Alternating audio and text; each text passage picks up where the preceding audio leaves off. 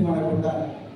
అందుకే గతం అయిపోయింది. పోయిన కాలాన్ని మనం మార్చలేము. ఆ కాలంలో జరిగిన దౌర్జన్యాల మీద ఇప్పుడు ప్రతీకారం తీర్చుకోలేము. కానీ మన ముందు ఒక అద్భుతమైన అవకాశం ఉన్నది. మన జీవితాలను మనమే మార్చుకునే అవకాశం ఉన్నది. ఆ మార్చడానికి నేను గురుకుల పాఠశాలల్లో పోలీస్ అధికారిగా కరీంనగర్ జిల్లాలో నేను గొప్ప కృషి చేసిన కృషి గురించి ఒక 2 నిమిషాలు చెప్పి ముగిస్తాను.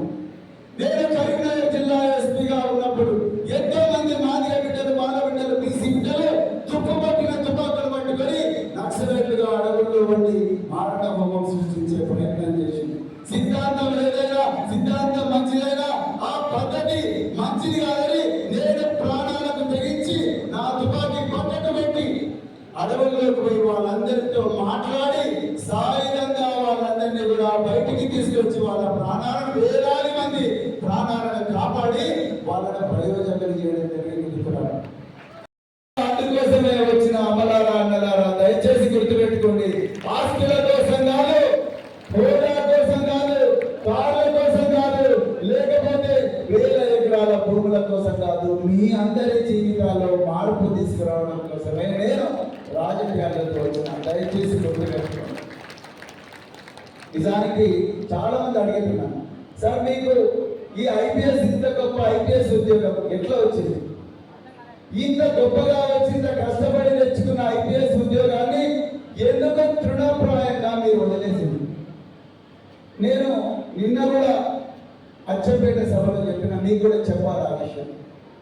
నేను ఐఏఎస్, ఐపీఎస్, అదేవిధంగా మరి స్పీకర్లు, డీజీపీలు, చీఫ్ సెక్రటరీలు, పెద్ద పెద్ద అధికారులు వాళ్ళ బంగారాలు నివాసం బంగారాలు ఉండే కుందన్బాగ్ ప్రాంతంలో ప్రభుత్వం మాకు ఒక క్వార్టర్ ఇచ్చింది. అక్కడ రోజు నేను ఒక ఐఏఎస్ ఆఫీసర్, నాతో పాటు ఇంకొక 2 ఆఫీసర్లు పక్కన ఉండే పార్కులు నడుచుకుంటూ పోతుంటే ఉదయం 5 గంటలకే రేడియం జాకెట్ వేసుకొని మహిళలు చీపురు కట్టెలు పట్టుకొని పార్కుల్లో మురికి అంతా తీసేసేవారు, చెత్తని అంతా తీసేసేవారు. వాళ్ళ చెట్టు కింద కూర్చొని అప్పుడప్పుడు ముచ్చట్లు పెడుతున్నప్పుడు మేము వాళ్ళ దగ్గరికి పోయి, అమ్మ మీరు పొద్దున 5 గంటలకు వస్తారు, మీరు రేడియం జాకెట్ ఒకసారి ఇవ్వండి అంటే ఇచ్చింది. ఇస్తే నేను వేసుకున్న 5 నిమిషాలు కూడా ఆ రేడియం జాకెట్ లో ఉండలేకపోయినా, ఎందుకంటే వేడి వచ్చేస్తుంది. ఆ రేడియం జాకెట్ ఎందుకు పెడతారు అంటే వీళ్ళు మన అందరం నిద్రపోయినప్పుడు రాత్రి 2 గంటలకు నిద్ర లేచి రోడ్లన్నీ అద్దం లాగా తయారు చేస్తారు. మరి రాత్రి కూడా ఈ కార్లు వాళ్ళందరికీ గుద్దకుండా వాళ్ళ రేడియం వెలుతుల్లో కార్లు జాగ్రత్తగా పోతాయని, వీళ్ళ ప్రాణాలు రక్షించబడతాయని ఆ విధంగా వాళ్ళకి రేడియం జాకెట్ ఇస్తారు. ఆ రేడియం జాకెట్, రేడియం ఉన్న జాకెట్, ఆ జాకెట్ వేసుకుంటే 5 నిమిషాలు కూడా ఉండలేకపోయారు. వాళ్ళ చేతులు చూసిన నేను, చేతులన్నీ కూడా చీము పట్టిన చేతులు, దెబ్బలు తగిలిన చేతులు. నేను ఉండలేక అడిగిన, అమ్మ మీది ఏ కులం? సార్ మేము మాదిగోళ్ళం సార్ అని చెప్పి.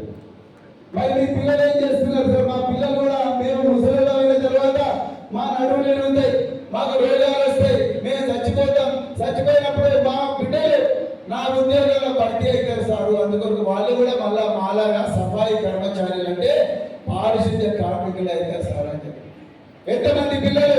3 పిల్లలు ఉన్నారు సార్. ఎప్పుడు పెళ్ళైంది? చిన్నగా ఉన్నప్పుడే పెళ్ళైంది సార్.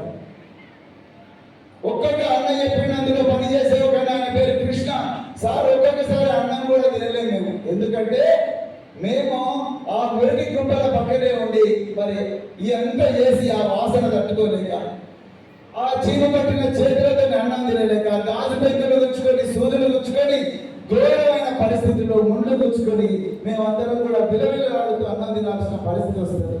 నేను పక్కనుండి ఐఏఎస్ ఆఫీసర్ అడిగిన, నేను కూడా అదే సామాజిక వర్గానికి చెందిన వ్యక్తిని, వీళ్ళు ఏ మాదిగ సామాజిక వర్గానికి చెందిన వాళ్ళు, నేను కూడా అదే మాదిగ సామాజిక వర్గానికి చెందిన వ్యక్తిని. కానీ నేను మాత్రం సుఖంగా ఉన్నాను. నాకు ప్రభుత్వం ఒక మంచి కారు ఇచ్చింది, నాకు ఒక బంగళా ఇచ్చింది, మా ఇళ్లలో మంచి సోఫాలు ఉన్నాయి, ఎయిర్ కండిషన్ బెడ్రూమ్లు ఉన్నాయి. అదేవిధంగా మా పిల్లలు మంచి యూనివర్సిటీలో చదువుతున్నారు. కానీ వీళ్ళ పిల్లలు మళ్ళీ పారిశుద్ధ్య కార్మికులుగానే అవుతున్నారు. నాకు సిగ్గైంది మిత్రులారా. నేను ఒక్కనే సుఖపడితే లాభం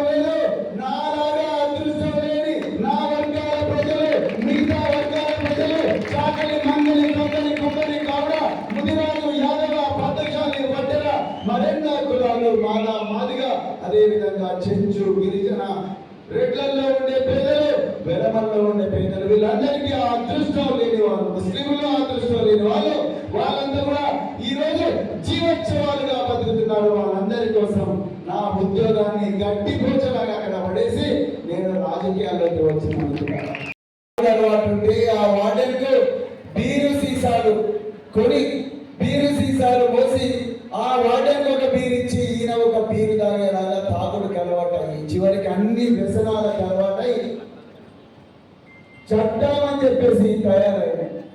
నేను 2012లో అమెరికాలో హార్వర్డ్ యూనివర్సిటీ నుంచి పట్టో పొంది ఇక్కడికి వచ్చి మళ్ళీ నేను యూనిఫామ్ పెట్టుకొని ఒక తుపాకీ పట్టుకొని మళ్ళీ ఉద్యోగం చేయడం కన్నా నాలాగా వేల మంది, లక్షల మంది ఈ అదృష్టం లేని వాళ్ళందరినీ కూడా ప్రయోజకులు చేద్దామని చెప్పి గురుకుల పాఠశాలలో చేరాను. అప్పుడు నాంపల్లిలో అగ్రి డాక్టర్ బిల్డింగ్ లో నేను ఒక మీటింగ్ పెడితే ఆ మీటింగ్ వెనుక వరుసలో కూర్చొని పిల్లగాడు కన్నీరు మందిరిగా వినిపిస్తున్నాడు. సార్ నీ గురించి ఎవరో చెప్పారు, మీరు చాలా మంచోళ్ళంట. నేనేమో లెటర్ రాసుకొని ఇప్పుడు హుస్సేన్ సాగర్ లో పడి చావడానికి పోతున్నా, కానీ మీరు ఎవరో మంచోళ్ళని చెప్పి నన్ను ఇక్కడికి పంపించదని చెప్తే అతన్ని నా ఆఫీస్కి తీసుకొని పోయి, బాబు నువ్వు ఏం చేసినావు అంటే, నేను ఒక మార్వాడి సేటు వాళ్ళ గోదాంలో కూలీగా పనిచేస్తున్నా సార్, సాయంత్రం కాగానే మళ్ళీ నేను తాగుతా సార్, నాకు సిగరెట్లు అలవాటు ఉన్నాయి, బీర్లు తాగడం అలవాటు ఉందని చెప్పింది. నాయన ఆ పని కాదు చేయాల్సింది, నా దగ్గర ఉండు, నా ఎప్పుడే తిరిగి చెప్పి నేను సోషల్ వెల్ఫేర్ సెక్రటరీగా ఉండి ఆ పిల్లగానికి కాంట్రాక్ట్, ఒక చిన్న కాంట్రాక్ట్ ఇచ్చిన మిత్రులారా. ఆ చిన్న కాంట్రాక్ట్లు, అలాంటి చిన్న చిన్న కాంట్రాక్ట్లు వేల వందల కోట్ల రూపాయలు బేగం బజార్లో, జుమెరాత్ బజార్లో, హైదరాబాద్ నగరంలో ఉండే మార్వాడి సేట్లు మాత్రమే గత 50 సంవత్సరాల నుంచి ఆ కాంట్రాక్ట్లు చేసిండ్రు. అది కాదని నేను ఒక మాదిగ బిడ్డను తీసుకొచ్చి ఆ అబ్బాయికి ఒక చిన్న కాంట్రాక్ట్ ఇచ్చాను. అక్కడి నుండి అతని ప్రస్థానం స్టార్ట్ అయింది.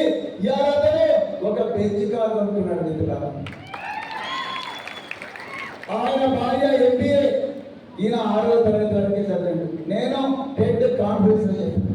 నేను ఈ విషయం మీకు ఎందుకు నా ప్రసంగం ముందరగా ఎందుకు చెప్తున్నా అంటే, నేను ఆనాడు పోలీసు ఉద్యోగం వదిలేసి గురుకుల పాఠశాలలకు, అది కేవలం ఒక డిప్యూటీ కలెక్టర్ ర్యాంక్ ఉన్న అధికారి చేసే ఉద్యోగమైన హంగులు, ఆర్భాటాలు అన్ని వదిలి ఈ రోజు నేను ఏ వర్గాల నుంచి వచ్చిందో ఆ వర్గాల బిడ్డలు చాలా దయనీయమైన పరిస్థితుల్లో ఉన్నారని చెప్పి నేను ఆ రోజు గురుకుల పాఠశాల సెక్రటరీగా వచ్చాను. గురుకుల పాఠశాల సెక్రటరీగా వచ్చి ఇలాంటి వేలాది మంది, లక్షలాది మంది బిడ్డలకు ఒక గొప్ప జీవితాన్ని ప్రసాదిద్దామని చెప్పి నేను గురుకుల పాఠశాలకు వచ్చినాను. ప్రారంభంగా నిలబడ్డ పెద్ద నిరంజన్ రెడ్డి గారు, అదేవిధంగా రావుల చంద్రశేఖర్ రెడ్డి గారు, మరి మాదిగ బిడ్డలైన నన్ను, ఈ పైన వర్గాలకు ప్రతినిధులైన నన్ను పార్లమెంటుకు పంపించే గురుతర బాధ్యత తన భుజస్కంధాల మీద వేసుకున్న సింగిరెడ్డి నిరంజన్ రెడ్డి గారికి, రావుల చంద్రశేఖర్ రెడ్డి గారికి ఒక్కసారి గట్టిగా చప్పట్లు కొట్టాలని చెప్పి కోరుకుంటూ, మరి గిద్దె రామనరసయ్య గారికి ప్రత్యేకమైన ధన్యవాదాలు.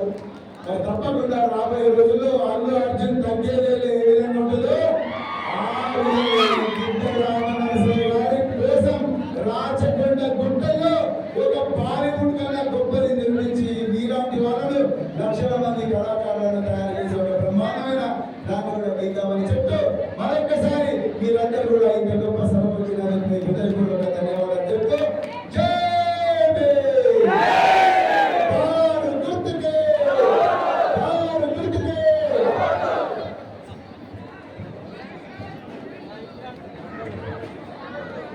Claro.